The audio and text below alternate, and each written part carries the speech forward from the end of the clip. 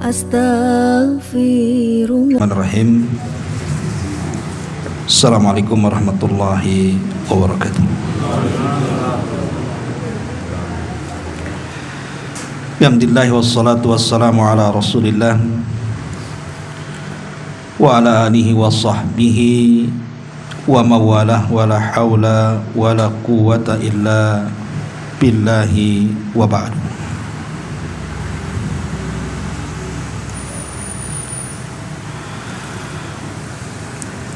Alhamdulillah, segala puja dan puji hanya milik Allah subhanahu wa ta'ala. Salawat dan juga salam kita hadiahkan kepada Rasul kita Nabi besar Muhammad sallallahu alaihi wa ala alihi wasallam.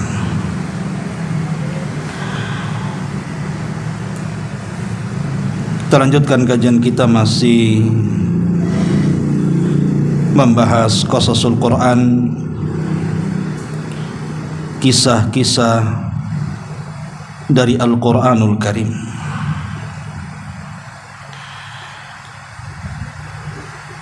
Dan kita masih mengambil kisah-kisah di dalam surah Al-Baqarah,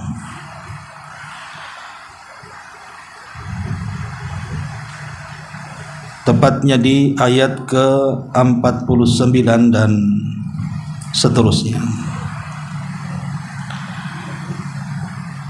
Allah subhanahu wa ta'ala berfirman, wa idh najjaynakum min ali fir'auna yasumunakum su'al adhab yudhabbihuna abna'akum wa yastahyuna nisa'akum wa fi dhalikum bala'um mir rabbikum azim. Dan ingatlah ketika kami menyelamatkan kamu, wahai Musa, dari Fir'aun dan para pengikutnya. Yasumunakum su'al adhab, mereka menimpakan siksaan yang sangat berat kepadamu, wahai Musa. Yudhabbihuna abna'akum, mereka menyembelih anak-anak laki-laki kamu. Wa yastahyuna nisa'akum, dan membiarkan hidup anak-anak perempuan. Wa fi dzalikum bala'um mir rabbikum azim, pada yang demikian itu terdapat contoh yang sangat besar dari Rabb kalian yang sangat agung. Wa idh faraqna bikumul bahra fa'anjaynakum wa aghraqna ala fir'auna wa antum tanzurun. Ingatlah ketika kami membelah lautan untuk wahai Musa, lalu kami menyelamatkan kamu dan menenggelamkan Fir'aun dan para pengikutnya, sedangkan kamu menyaksikannya. Dua ayat ini yang terdapat dalam surah Al-Baqarah ayat 49 dan juga ayat 50 menjelaskan kepada kita tentang kisah kekejaman Fir'aun. Sebelum kita menjelaskan apa saja bentuk kekejaman Fir'aun di tanah Mesir, dan ini akan jadi ibrah pelajaran bahwa akan ada manusia-manusia seperti Fir'aun sampai hari ini. Karena Al-Quran itu bukan kitab sejarah, tapi kitab ibrah dan pelajaran, bahwa apa yang dikisahkan di dalam Quran itu akan berlaku sampai hari ini, bahkan sampai kiamat dibangkitkan. Di dalam Al-Quran Allah subhanahu wa ta'ala menyebut kata Fir'aun itu 74 kali di 27 surat dalam Al-Quran. Di antaranya surah Al-A'raf, surah Ghafir, surah Al-Qasas, surah Yunus dan Syu'ara, serta surah Taha, Al-Anfal, Hud, kemudian surah Dukhan, Al-Isra dan Tahrim, Muzammil dan Al-Baqarah, serta Zuhruf dan yang lainnya. Intinya tersebar di 27 surat dalam Al-Quran dan disebut 74 kali. Ma'asyiral muslimin yang dimuliakan Allah Subhanahu wa taala. Lalu Fir'aun ini siapa? Al-Imam Al-Qurtubi rahimahullahu taala mengatakan dalam tafsirnya, jadi Fir'aun itu satu gelar bagi siapa yang menjadi penguasa Mesir, karena masing-masing negara di zaman itu memiliki gelar masing-masing. Seperti umpamanya di zaman dulu ada kerajaan Romawi yang menguasai dunia, rajanya disebut Kaisar. Kemudian di sana juga ada negara yang pernah menguasai dunia, namanya Persia, rajanya disebut Kisra. Kemudian di sana juga ada Raja Ethiopia, digelar sebagai Najasyi. Kemudian juga Yaman digelar sebagai Tuba. Lah Fir'aun juga sama, dia adalah gelar bagi para penguasa Mesir. Adapun namanya memang menjadi polemik para ulama. Ada yang mengatakan namanya Al-Walid ibn Mus'ab, ada juga yang mengatakan dia adalah Ramsis Ats-Tsani, Ramsis yang kedua, yang konon tubuhnya ditemukan dan dimumikan sampai hari ini.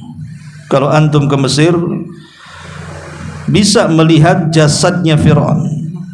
Tapi apakah Fir'aun yang ditemukanlah Fir'aunnya di zaman Nabi Musa atau disebut dengan Ramsis yang kedua? Wallahu a'lam. Kita tidak bisa memastikan. Tapi yang jelas walaupun itu asli ataupun tidak asli, artinya apakah itu Fir'aun di zaman Nabi Musa atau Fir'aun di zaman sebelum atau sesudahnya, maka kita tetap yakin bahwa sejarah Fir'aun itu pernah ada, karena disebutkan di dalam Al-Quranul Karim isyaratnya. Kita tidak boleh mendustakannya dan menganggap kisah ini sebagai asatirul awwalin, sebagai dongeng-dongeng belaka yang tidak ada hakikatnya. Karena semua kisah dalam Quran itu pernah terjadi. Adapun disebutkan sampai sepertiga Al-Quran untuk menjadi ibrah dan pelajaran bagi kita, baik kisah-kisah yang baik ataupun kisah-kisah yang buruk. Ma'asyiral muslimin yang dimuliakan Allah Subhanahu wa taala. Dari mana kita mulai kisah kekejaman Fir'aun ini? Kita tahu bahwa Fir'aun ini pernah menjadi penguasa Mesir dan pernah jaya. Dari semua Fir'aun yang pernah menjadi penguasa Mesir, yang paling terkenal adalah Fir'aun yang pernah berkuasa di zaman Nabi Musa alaihi salatu wassalam. Di zaman Nabi Yusuf juga ada Fir'aun, tapi yang paling masyhur, yang namanya mendunia dari dulu sampai hari ini, sampai anak kecil pun tahu namanya, bahkan orang marah saja nyebut-nyebut Fir'aun, dasar kau Fir'aun. Saking terkenalnya nama Fir'aun itu. Maksudnya adalah Fir'aun di zaman Nabi Musa. Itulah yang paling terkenal. Lah di antara kekejamannya tentunya berawal dari pengakuan terhadap Tuhan. Jadi Fir'aun ini mengaku Tuhan. Dan itu disebutkan di beberapa ayat dalam Al-Quranul Karim. Di antaranya adalah surah An-Nazi'at ayat 24. Allah Subhanahu wa taala mengatakan, faqala ana rabbukumul a'la.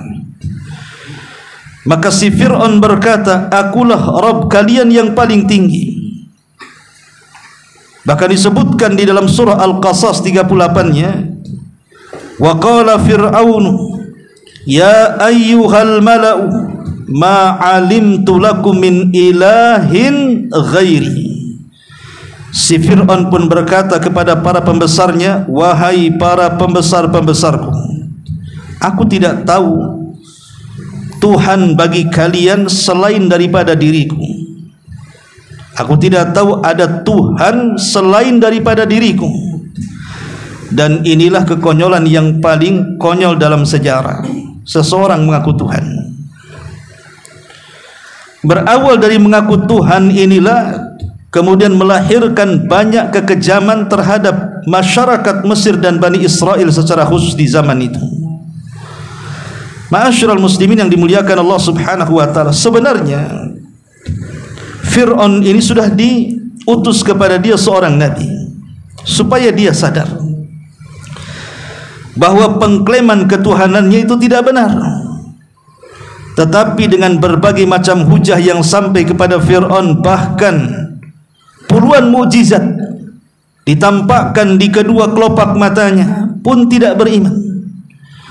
Makanya Allah Subhanahu wa taala berfirman di dalam surah Al-Muzammil ayat 15-16-nya, inna arsalna ilaikum rasulan syahidan alaikum kama arsalna ila fir'auna rasula. Sesungguhnya kami telah mengutus kepada kamu, hai orang-orang kafir Mekah, seorang rasul yang menjadi saksi terhadap kalian sebagaimana kami dulu pernah mengutus seorang rasul kepada Fir'aun, maksudnya Musa alaihi salatu wassalam. Tapi apa yang terjadi? Allah katakan fa'asa fir'aunur rasula fa'akhadnahu akhdan wabila.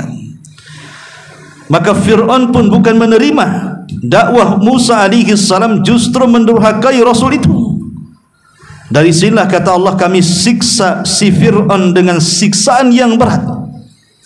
Maksudnya Allah azab dengan cara ditenggelamkan ia dan para pengikutnya di Laut Merah. Artinya Allah Subhanahu wa taala sudah menyadarkan Fir'aun bahwa dia bukan Tuhan. Dengan cara apa? Mengutus utusan. Dialah Nabi Musa alaihi salatu wassalam. Bagaimana kisahnya? Secara singkat, jadi Fir'aun ini dia selalu bermimpi. Dalam mimpinya dikisahkan dalam kisah atau riwayat-riwayat yang disebutkan oleh Imam Ibnu Katsir. Jadi dia bermimpi ada api yang sangat besar yang terus merambah, seperti yang kita saksikan di Los Angeles, kemudian yang terbaru di Israel sana. Kemudian sampai merambah ke negeri Mesir, karena kita tahu Palestina dengan Mesir ini hanya dibatasi dengan jalur Gaza. Jadi ya darat, dia bukan dipisah lautan. Akhirnya kemudian api itu terus melahap sampai ke Mesir dan membakar seluruh kota-kota, desa-desa dan daerah-daerah di Mesir. Anehnya ada satu perkampungan yang dihuni oleh Bani Israel tidak terbakar. Mimpi ini kalau hanya sekali saja mungkin tidak dipikirkan Fir'aun, tapi kalau mimpi ini berkali-kali dengan mimpi yang sama, tentu dipikirkan kita saja. Kalau mimpi berkali-kali dan sama mimpinya, mungkin kita stres kan gitu. Kenapa mimpinya si ini aja? Kenapa tidak yang lain? Lah setiap penguasa itu kan pasti ada penasihat spiritual. Bahasa halusnya, bahasa kasarnya dukun lah kan itu. Maka kemudian dikumpulkan tuh para penasihat itu. Kemudian diceritakan mimpinya, ada apa gerangan dengan mimpi yang aneh ini. Maka para penasihat spiritual Fir'aun ini menghabarkan bahwa akan muncul satu kelahiran, satu bayi, di mana bayi nanti akan besar, dan bayi inilah yang akan menumbangkan kekuasaan Fir'aun. Seorang raja pasti akan ada rasa takut ditumbangkan kekuasaannya. Siapapun yang menjadi pemimpin negara itu pasti takut kan gitu ya, kalau seandainya ditumbangkan kekuasaannya. Makanya biasanya seperti negeri kita saja, kalau pada periode pertama untuk masuk periode kedua itu dia sudah dipersiapkan tuh siasahnya dari sekarang kan. Jangan sampai nih tahun depan, 5 tahun ke depan saya kalah. Karena memang pangkat dan jabatan itu akan menguasai kita. Itulah kegilaan orang-orang yang berpolitik di situ. Lah Fir'aun itu menghalalkan segala cara. Sebagaimana para penguasa yang haus kekuasaan pasti menghalalkan segala cara untuk bertahan di tahta kekuasaannya. Makanya akhirnya kemudian Fir'aun pun membuat sebuah aturan, bantai seluruh bayi-bayi Bani Israel. Maka Fir'aun pun mulai menggenosida, membantai anak-anak Bani Israel, terutama yang laki-laki. Dibantai mereka karena takut kalau besar rupanya sesuai dengan mimpinya. Itulah yang dilakukan Israel terhadap rakyat Palestina. Dia takut kalau seandainya bayi-bayi itu tidak dibom, tidak dibantai, maka mereka akan besar, kemudian akan menjadi pejuang, kemudian akan menyerang Israel dan mengalami kelumpuhan. Makanya sebelum mereka memiliki generasi, maka mereka menghabiskan bayi-bayi kaum muslimin. Kekejaman persis seperti Fir'aun. Ma'asyiral muslimin yang dimuliakan Allah Subhanahu wa taala, lah ketika kemudian terus tiap hari ada kekejaman, baru nampak ada ibu lahir anak laki-laki, bantai. Kemudian ada ibu yang sedang hamil, ditunggu kehamilannya, saat lahir laki-laki, bantai. Kekejaman macam apa ini? Membantai anak-anak yang tidak berdosa. Wal mau'udatu su'ilat bi ayyi dzambin qutilat.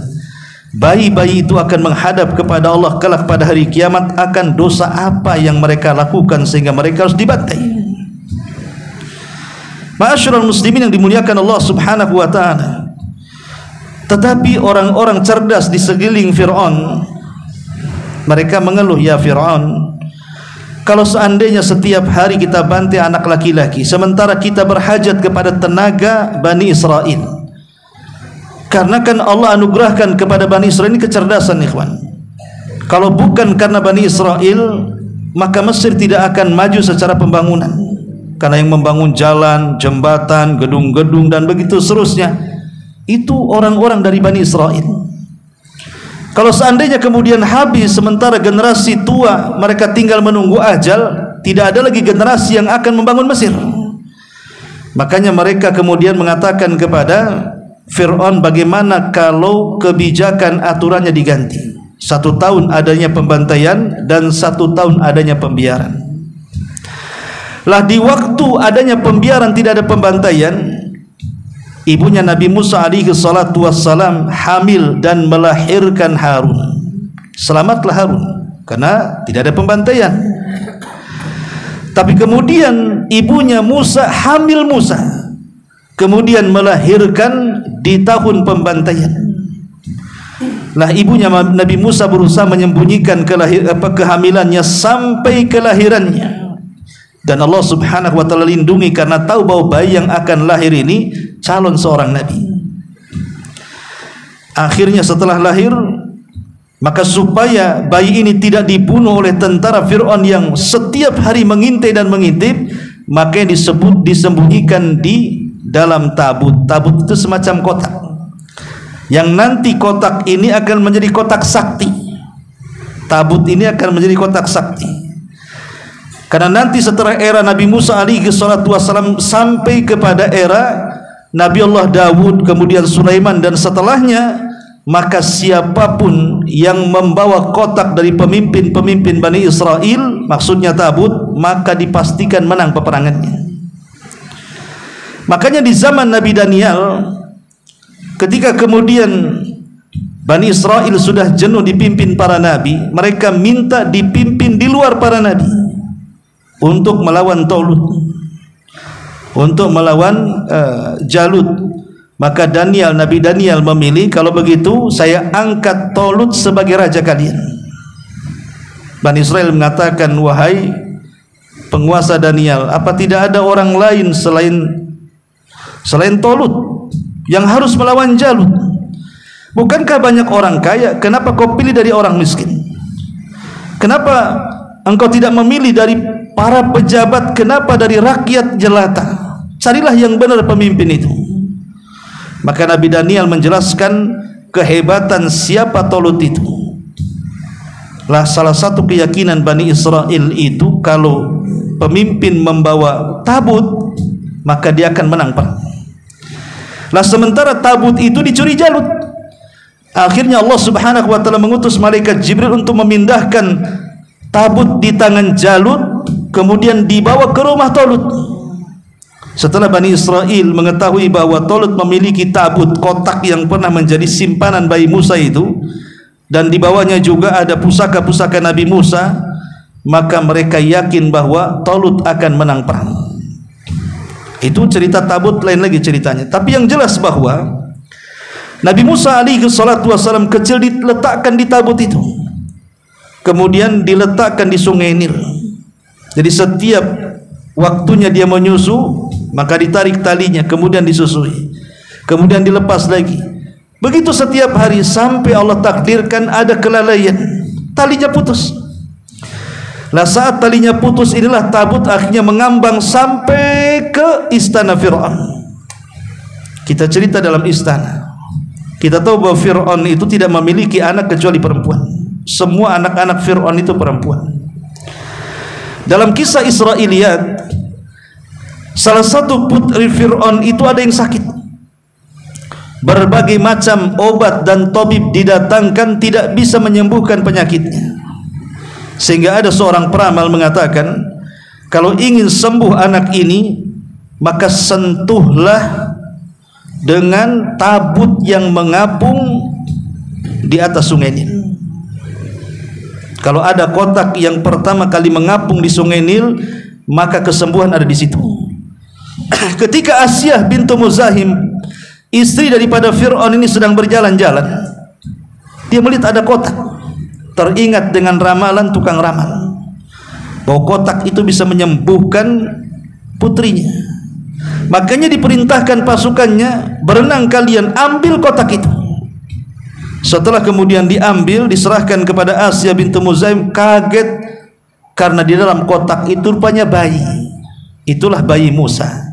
Dan sejak itu Allah tanamkan ke hati Asyah bintu Muzahim kecintaan secara fitrah kepada Musa kecil, karena dia tidak punya anak laki-laki.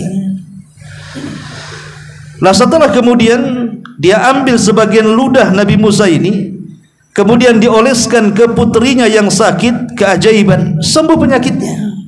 Tapi ini kisah Israiliyat, ya, tidak perlu dibenarkan, tidak perlu didustakan, kan begitu ya. Ya, namanya kisah Israiliyat ini dikisahkan sebagai pelezat saja, pelezat cerita, kan gitu ya. Singkat cerita, ketika kemudian Fir'aun ini mengetahui bahwa ada tabut yang berisikan bayi, mulai khawatir. Jangan-jangan ini bayi yang dimimpikan dalam mimpinya yang akan menumbangkan kekuasaannya. Kemudian dia meminta agar bayi itu dibunuh. Tetapi kemudian Asyah bintu Muzahim, walaupun demikian Fir'aun itu sangat sayang dan cinta dengan istrinya.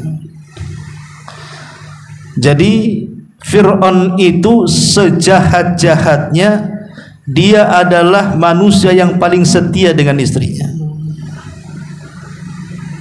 Itu Fir'aun tuh, dia takluk dengan wanita.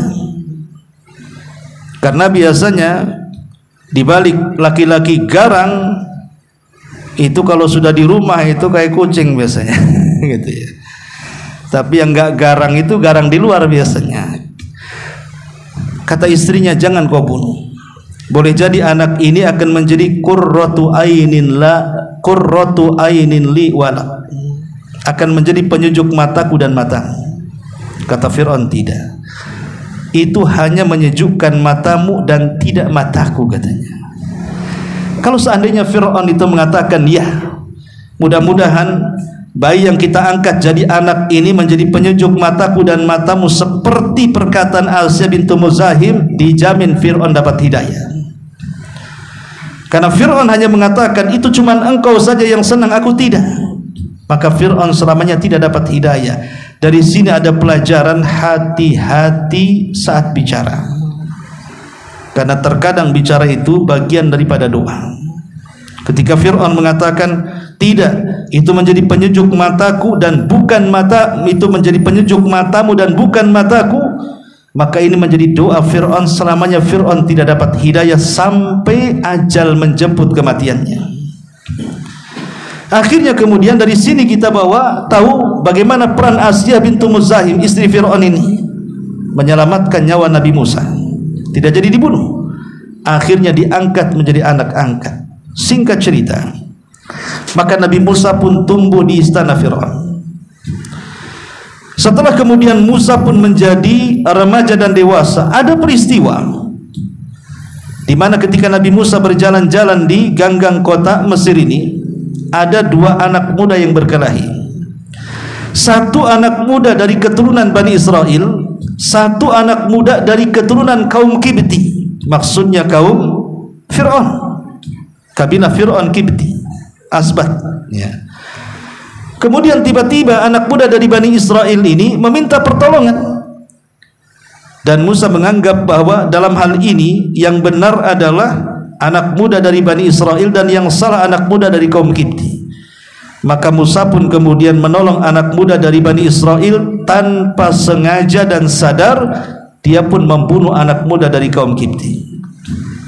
Lah ketika itu undang-undang, karena yang dibunuh anak kerabat, pejabat kerajaan, tentu hukumannya tidak akan ringan, pasti dibunuh juga. Maka dari sini Musa manusiawi, dia manusia dengan kita, pasti ada perasaan takut. Kenapa? Lagi belum diangkat jadi nabi. Makanya dia dinasihati agar keluar dari kota Mesir. Musa pun kabur menuju mana? Menuju Madian.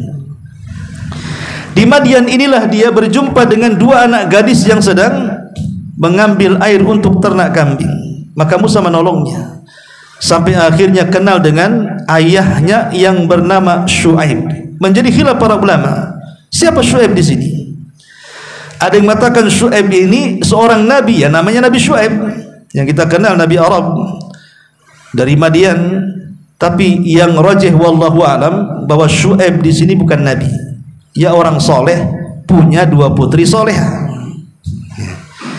Akhirnya kemudian salah satu putri dari kedua putrinya ini menawarkan kepada ayahnya supaya menjadikan Musa pekerjanya, karena dia seorang musafir, butuh makan, butuh minum, butuh pekerjaan. Maka ayahnya Syuaib ini kemudian menawarkan pekerjaan untuk menjadi penggembala. Maka sejak itulah Musa menjadi pekerja dari Syuaib. Setelah lama bekerja, akhirnya kemudian Syuaib pun menikahkan salah satu putrinya dengan Nabi Musa alaihi salam. Dan Madian ini masuk daerah Arab. Artinya istri Nabi Musa itu orang Arab, ya. Inilah yang menjadikan perbedaan muamalah Bani Israel dengan Nabi Harun dan Nabi Musa. Di mana Bani Israel ini lebih cinta dengan Harun dibandingkan Nabi Musa. Apalagi sifat Nabi Harun itu memang lembut orangnya, tidak seperti Nabi Musa keras dalam berdakwah. Nabi Harun ini lembut sehingga disukai Bani Israel. Yang kedua, Nabi Harun betul-betul Bani Israel sejati. Keluarganya dari Bani Israel, sejak kecil tinggal di Bani Israel, sampai diangkat jadi nabi pun di tengah-tengah Bani Israel, dan dia pun mati di tengah-tengah Bani Israel. Tapi Musa kan tidak. Nabi Musa kecil di rumah Fir'aun sampai dewasa, kemudian kabur ke Madian, tinggal di Madian. Baru setelah diangkat jadi nabi bergabung dengan Bani Israel, sehingga kedekatannya kan berbeda di situ.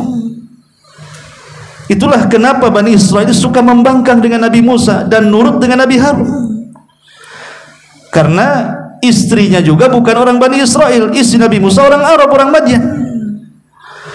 Tapi singkat cerita, setelah lama tinggal Nabi Musa beristri dan beranak, dia pun rindu untuk pulang ke Mesir menemui keluarganya. Di tengah jalan itulah tiba-tiba obor yang dibawanya padam. Kemudian dia minta izin kepada istri dan keluarganya untuk mencari api.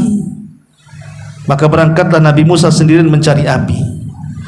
Dari kejauhan ada pohon zaitun. Di situ ada secercah cahaya. Didekati oleh Nabi Musa, rupanya cahaya itu adalah api. Makin dekat makin besar apinya, makin dekat makin besar apinya. Anehnya tidak membakar pohon zaitun. Padahal apinya di pohon zaitun, tapi tidak membakar pohonnya. Setelah dekat, Nabi Musa kaget karena di belakang api itu rupanya ada suara, di mana suara itu adalah suara Allah Subhanahu wa taala. Ya Musa, innani anallah. Wahai Musa, sesungguhnya saya adalah Tuhan. Lah kebetulan Nabi Musa itu kan kemana-mana suka bawa tongkat, namanya penggembala, kemana-mana bawa tongkat kan itu. Maka Allah Subhanahu wa taala mengatakan, wa ma bi yaminika ya Musa. Nabi Musa, Musa, apa ini tanganmu itu? Kata Nabi Musa, ini tongkat. Ya. Kata Allah Subhanahu wa taala, kalau begitu lemparkan tongkatmu, katanya. Maka Nabi Musa setengah ketakutan, dia melemparkan tongkat itu, rupanya berubah jadi ular tongkatnya. Apa tidak kaget lagi? Selama ini tongkat yang dibawa kemana-mana rupanya jelmaan ular pula kan itu ya. Kan kaget kita jadinya ya. Akhirnya Allah mengatakan, ya Musa, tangkaplah ular itu. Coba bayangkan ular besar suruh nangkap, pegang ekor patok kepala kan itu ya. Pegang kepala makin dipatok kan itu. Tapi Allah mengatakan, tangkaplah ular itu. Setelah ditangkap tiba-tiba berubah menjadi tongkat lagi. Kemudian Allah mengatakan, masukkan tanganmu ke pesakmu.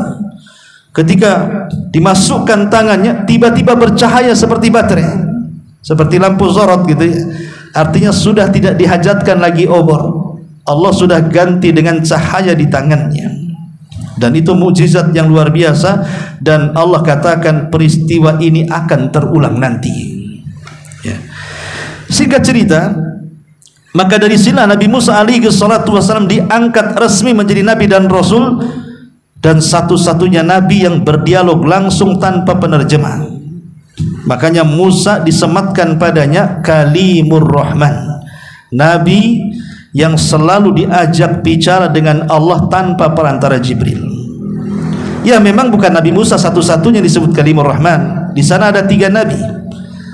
Pertama, Nabi Adam alaihi salatu wassalam berdialog langsung dengan Allah di sorga tanpa perantara. Kemudian Nabi kita Muhammad sallallahu alaihi wasallam juga pernah berdialog langsung dengan Allah tanpa perantara dalam peristiwa Isra Mi'raj di Sidratil Muntaha. Kemudian Nabi Musa alaihi salatu wassalam yang paling sering berdialog dengan Allah.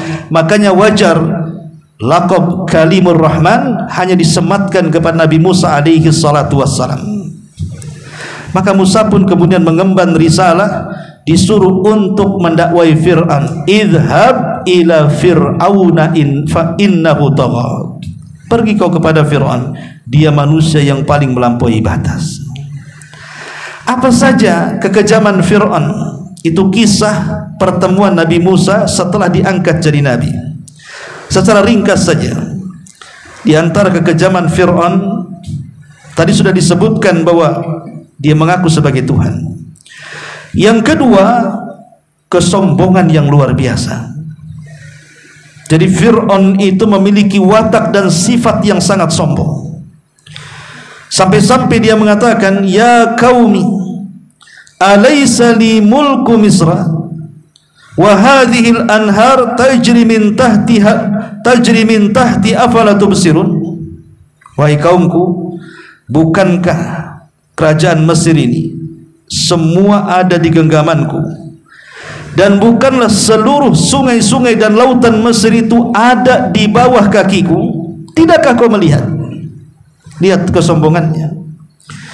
Dia merasa bahwa semua alam itu di bawah kakinya, semua lautan dan sungai-sungai itu di bawah telapak kakinya.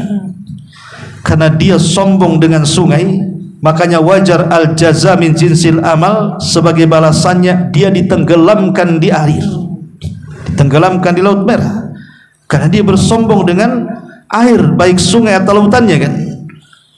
Maka Allah Subhanahu wa ta'ala tenggelamkan di Laut Merah, itu sebagai al-jaza min jinsil amal. Kemudian yang ketiga, sebagaimana disebutkan dalam ayat yang kita bahas, melakukan genosida bertahun-tahun. Entah ratusan ribuan jiwa bayi laki-laki yang dibantai oleh Fir'aun ini. Makanya Allah Subhanahu wa ta'ala katakan di sini, yudzabbihuna abna'akum wa yastahyuna nisa'akum. Mereka menyembelih anak laki-laki kalian tapi membiarkan anak wanita kalian. Ma'asyiral muslimin yang dimuliakan Allah Subhanahu wa taala. Kemudian juga melakukan upaya pembunuhan kepada Nabi Musa alaihi salatu wassalam. Di dalam surah Al-Qasas ayat 20, Allah Subhanahu wa taala mengatakan, wa jaa rajulun min aqsal madinati yas'ah qala ya Musa innal mala'a ya'tamiruna bika liyaqtuluka fakhruj inni laka minan nasihin.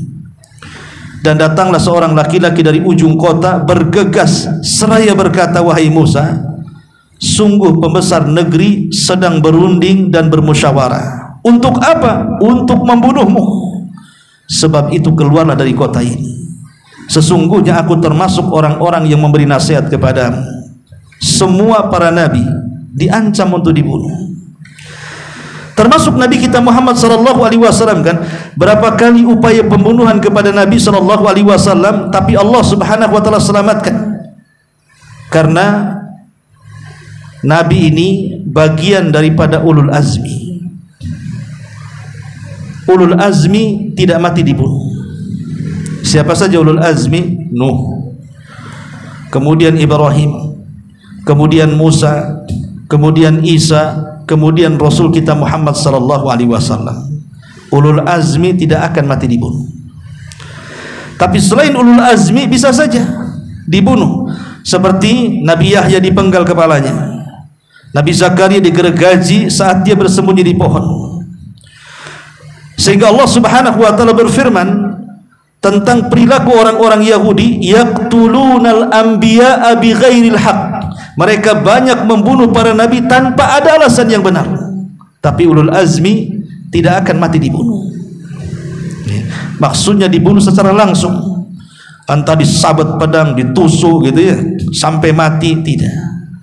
Karena Allah Subhanahu wa taala mengatakan, wallahu ya'simuka minan nas. Allah akan menjagamu wahai Muhammad dari upaya kaummu yang hendak menyakitimu. Sebut saja upaya pembunuhan kepada Nabi SAW apa? Upaya pembunuhan yang dilakukan orang-orang Quraisy saat Nabi SAW hendak hijrah, dikepalai langsung oleh Fir'aunnya umat ini, Abu Jahal. Bayangkan Rasul sedang di rumahnya, dikepung oleh banyak manusia dengan lengkap senjata, hendak membunuh Nabi SAW. Tapi Nabi SAW diselamatkan oleh Allah Subhanahu wa taala. Kemudian sampai di kota Madinah, belum lagi dikejar-kejar kan. Kemudian sampai di kota Madinah, orang-orang Yahudi juga berusaha untuk membunuh Nabi, mulai dengan cara hendak melemparkan batu dari atap oleh Bani Quraisy. Akhirnya kemudian terjadi peperangan terhadap orang-orang Yahudi. Ataupun Nabi SAW berusaha untuk disihir, dibunuh dengan cara disihir oleh Labid ibn Asam seorang Yahudi, atau dengan cara diracun oleh Zainab bintul Harith. Dan banyak lagi upaya-upaya pembunuhan kepada Nabi SAW, termasuk juga Nabi Musa alaihi salatu wassalam tidak lepas dari upaya pembunuhan. Kemudian juga selanjutnya memfitnah Nabi Musa dan mengatakan bahwa Musa itu tukang sihir dan orang gila. Allah Subhanahu wa taala mengatakan dalam surah An-Naml ayat 13, falamma ja'athum ayatuna mubsyiratan qalu hadha sihrun mubin. Ketika kami datangkan kepada mereka ayat-ayat kami, maksudnya mukjizat-mukjizat kami, secara terang-terangan bisa dilihat mata, mereka hanya mengatakan ini sihir yang nyata. Coba bayangkan, mereka diperlihatkan mukjizat yang luar biasa, kodok di mana-mana, kutu di mana-mana, air menjadi darah, kekeringan di mana-mana. Kemudian belum lagi kemudian belalang di mana-mana luar biasa.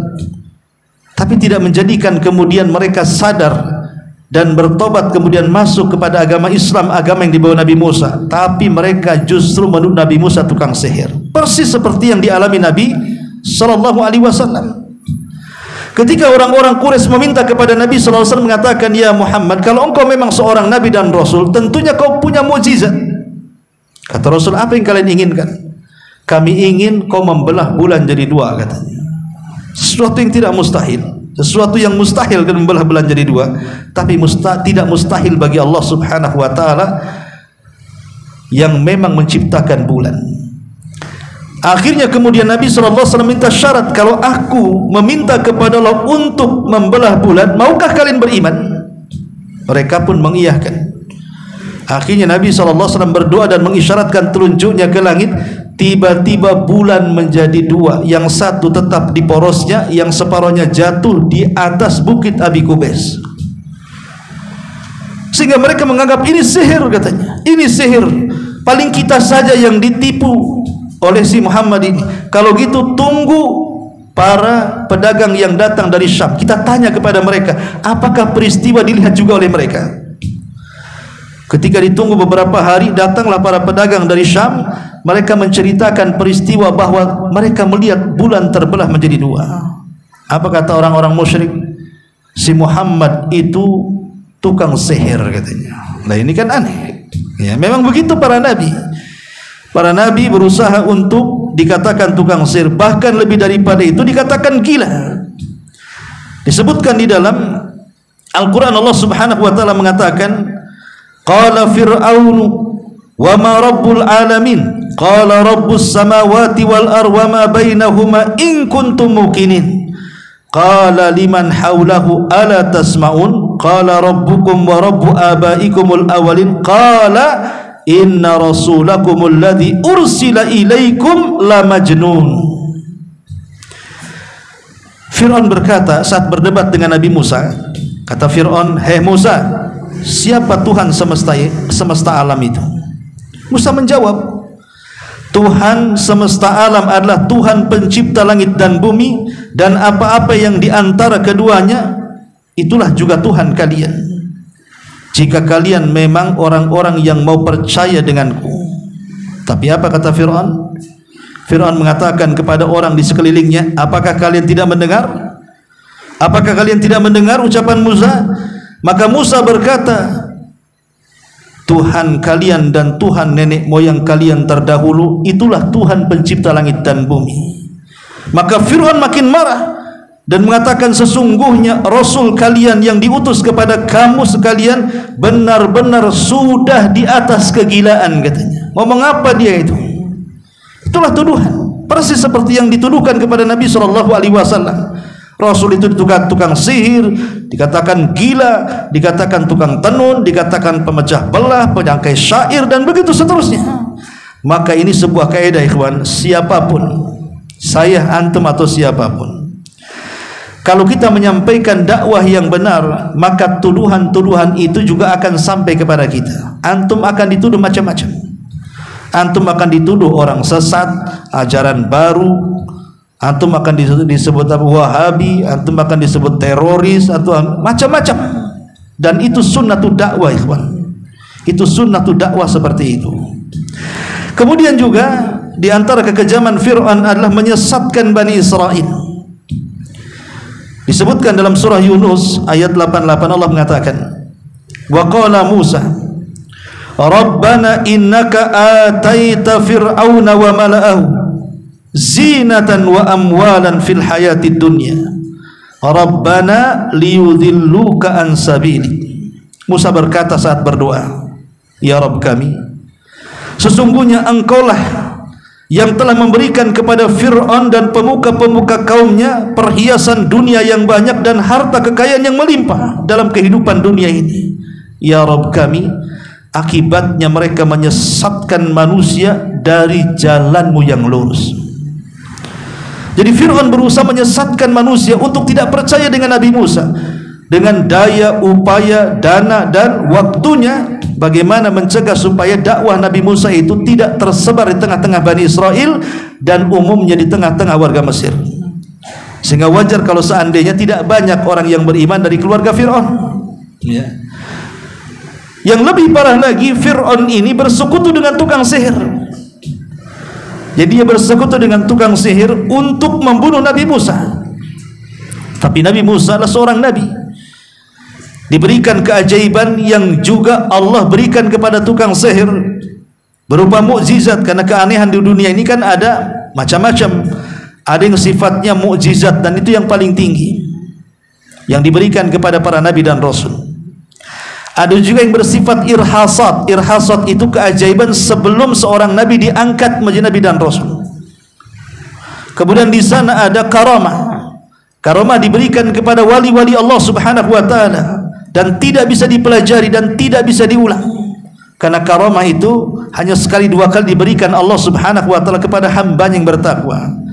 Di sana ada maunah, mungkin pertolongan kepada kita saat kita ini sedang di jalan, harusnya ditabrak oleh kontainer, lalu tahu terhindar dari kontainer. Ini pertolongan namanya, disebut maunah. Ya. Disebut maunah. Atau orang kecelakaan, nabrak mobil, mobilnya ringsek, orangnya pula selamat. Itu disebut maunah namanya. Kemudian yang paling bahaya adalah sihir, dan sihir itu diberikan kepada para dukun, paranormal, tukang tenun, para bomo, dan ini pekerjaan iblis dan setan. Dan di sana juga disebut dengan ihana.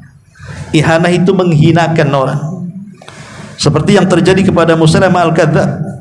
Ya. Ketika ada seorang yang buta sebelah matanya, dia datang kepada Musailamah al-Kadzdzab, wahai Musailamah, kau kan seorang yang mengaku nabi. Kalau engkau memang seorang nabi, tolong sembuhkan mata sebelahku, katanya, supaya bisa melihat dua-duanya. Maka oleh Musailamah al-Kadzdzab diludahi, yang harusnya sembuh dua-duanya malah buta dua-duanya. Itu namanya ihana, menghinakan Musailamah bahwa dia bukan seorang nabi. Ya kan? Dan ini banyak terjadi kepada dukun-dukun palsu atau dukun-dukun asli. Ketika mereka datang kepada mereka melakukan pengobatan, bukannya sembuh makin parah. Itu ihana namanya, bahwa mereka memang tidak diberikan kesanggupan untuk itu. Mereka orang-orang terhina. Ya. Ma'asyiral muslimin yang dimuliakan Allah Subhanahu wa taala. Kemudian juga bersekutu dengan tukang sihir untuk membunuh Nabi Musa.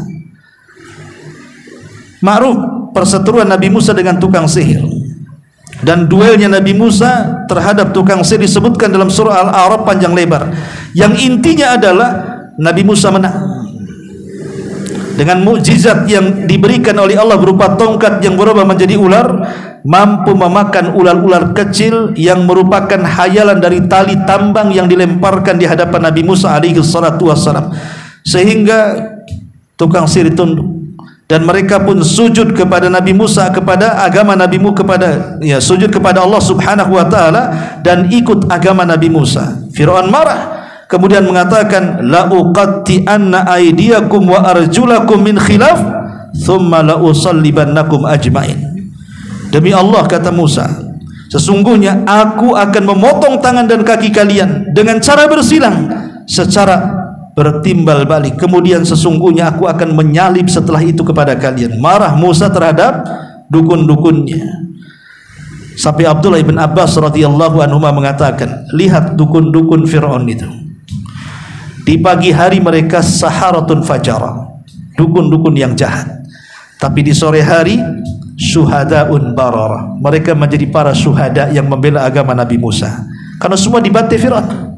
Paginya membela Fir'aun, sorenya membela Nabi Musa, mereka dibantai. Makanya Abdullah ibn Abbas mengatakan, lihat dukun-dukun itu, di pagi hari mereka penyihir yang jahat, di sore hari mereka sudah menjadi para syuhada yang baik, katanya. Subhanallah, ya. Ma'asyiral muslimin yang dimuliakan Allah Subhanahu wa taala, dan banyak lagi kekejaman Firaun yang disebutkan di dalam Al-Qur'an. Tapi yang jelas bahwa setiap kezaliman pasti ada balasannya. Wala tahsabannallaha ghafilan amma ya'malu zalimun. Jangan kau sangka orang zalim itu, jangan kau sangka Allah itu lalai terhadap kezaliman orang zalim. Akan ada waktu pembalasannya. Apalagi Nabi SAW mengatakan, ma min dzambin ajjalallahu uqubatahu fid dunya qabla al-akhirah. Ada dosa yang disegerakan hukumannya di dunia sebelum akhirat, salah satunya al-baghyu, kezaliman. Kezaliman ini terkadang Allah berikan cash di dunia sebelum akhirat. Di dunia sudah disengsarakan, di akhirat lebih-lebih lagi. Contohnya di zaman sahabat, ada seorang namanya Arwa bintu Uwais, seorang wanita tua, berseteru dengan seorang sahabat, satu di antara 10 sahabat yang dijanjikan masuk surga, Sa'id ibn Zaid. Sa'id bin Zaid punya sebidang tanah. Tiba-tiba wanita tua Arwa bintu Uwais ini mengatakan, "Hei Sa'id, itu tanahku, bukan tanahmu." Jadi tuduh Sa'id menyerobot tanahnya Arwa bintu Uwais, padahal itu tanahnya Sa'id. Ya. Sampailah ketika perseteruan ini kepada seorang penguasa di zaman itu, Khalifah Marwan ibn Hakam. Dan Marwan ibn Hakam pun kemudian memutuskan, "Ya Sa'id, apa bukti bahwa tanah ini milikmu?" Dia mengatakan, "Ini milikku, warisan dari orang tua. Memang aku tidak punya bukti, tapi ini milikku." Ya. Tetapi kemudian Khalifah Marwan mengatakan kepada Arwa bintu Uwais, dia tidak ada bukti. "Maukah kau bersumpah bahwa tanah ini milikmu?" Kata wanita ini, "Siap bersumpah." Kata Sa'id, "Wahai Marwan, dia orang jahat. Kenapa harus bersumpah?" katanya. "Dia yang mengambil tanahku." Kata Khalifah Marwan, "Begitu kata Nabi. Yang menuduh, dia cukup mendatangkan bukti, yang dituduh cukup bersumpah saja." Maka Sa'id bin Zaid mengatakan, "Ya Marwan, apakah kau tidak mendengar sabda Nabi SAW, siapa yang mengambil tanah sejengkal saja, maka akan dikalungkan 7 lapis bumi pada hari kiamat." Kata Khalifah Marwan, "Kalau memang engkau sudah membacakan hadis, saya tidak akan meminta bukti lagi kepadamu." Akhirnya Sa'id mengalah, diambilnya tanah itu oleh Arwa bintu Uwais. Kemudian Sa'id mengatakan, kalau dia berdusta, dia tidak jujur wanita itu, kudoakan, "Ya Allah, panjangkan usianya, butakan matanya, matikan di kebunnya." Bayangkan doanya. Sa'id bin Zaid, karena dia di pihak yang dizalimi kan. Apa yang terjadi setelah Sa'id kemudian meninggalkan kebun itu dan dikuasai oleh Arwa ibn Uwais? Akhirnya betul, dia panjang usianya tapi buta. Karena kebutaannya, ketika dia masuk ke kebunnya, kemudian dia tersandung oleh batu, kebetulan ada lubang di setelahnya, masuk dia ke dalam lubang, meninggal dalam lubang itu. Lihat bagaimana, dan kisah ini selalu dicontohkan para ulama. Inilah bentuk kezaliman yang khas di dunia. Hati-hati orang-orang yang dizalimi itu, doanya manjur itu, walaupun yang dizalimi orang kafir. Maka doa orang kafir bisa dikabulkan oleh Allah, bukan karena kekafirannya, tetapi Allah mengabulkan karena Allah tidak suka dengan kezaliman dan Allah senang dengan keadilan. Ma'asyiral muslimin yang dimuliakan Allah Azza wa Jalla, maka Fir'aun juga sama. Berbagai macam kekejaman dan kezaliman dilakukan kepada Bani Israel. Makanya sebagai hukumannya Allah azab Fir'aun. Dengan cara apa? Ketika dia mengejar Nabi Musa dan Bani Israel dengan seluruh pasukan bala tentaranya, maka Nabi Musa kemudian diperintahkan untuk memukul tongkatnya, maka terbelah lautan menjadi 12 bagian, karena memang Bani Israel kan 12 kabilah. Setelah menyeberang, tiba-tiba Fir'aun disangkanya itu jalan bukan lautan, dia pun mengejarnya. Ketika Bani Israel dan Nabi Musa sudah ada di ujung, Fir'aun di tengah-tengah. Disitulah Nabi Musa diperintahkan, pukullah tongkatmu supaya menyatukan lagi air lautan. Disitulah Allah tenggelamkan Fir'aun. Di sini ketika Fir'aun hendak tenggelam, Fir'aun ini sempat bertobat kepada Allah Subhanahu wa taala dan mengatakan, amantu annahu la ilaha illalladzi amanat bihi banu Israil. Jadi Fir'aun itu sempat mengucapkan kalimat tauhid dan dia mengatakan, aku beriman sesungguhnya dia Allah Subhanahu wa taala tidak ada sesembahan yang disembah kecuali dia, itulah Tuhan yang diimani Bani Israel. Aku beriman dengan apa yang diimani Bani Israel, katanya. Sehingga terjadi perdebatan para ulama, apakah Fir'aun ini beriman ataukah dia kafir? Karena dia menyebut kalimat la ilaha illallah sebelum matinya kan. Apakah dia beriman dengan kalimat itu ataukah dia kafir? Maka para ulama mengatakan Fir'aun itu mati kafir berdasarkan ijma kaum muslimin. Tidak ada khilaf di tengah-tengah kaum muslimin bahwa Fir'aun itu mati kafir. Adapun ucapan kalimat la ilaha illallah atau kalimat amantu bima amanat bihi Banu Israel, ini kalimat yang sudah telat diucapkan Fir'aun. Kenapa? Karena nyawanya sudah di sini, sudah di tenggorokan. Sementara Nabi SAW mengatakan, innallaha yaqbalu taubata abdin malam yughargir. Allah itu menerima taubatnya seorang hamba sebelum nyawa ada di tenggorokan. Kalau nyawa di tenggorokan, selesailah. Karena kalau nyawa sudah ditempatkan di tenggorokan, tidak mungkin kembali ke badan. Hatta idza balagatit taraqi wa qila manraq. Ingatlah ketika nyawa sudah di at-taraqi, tenggorokan kita. Siapa di antara kalian yang bisa meruqyah, menyembuhkan, dikembalikan? Tidak ada.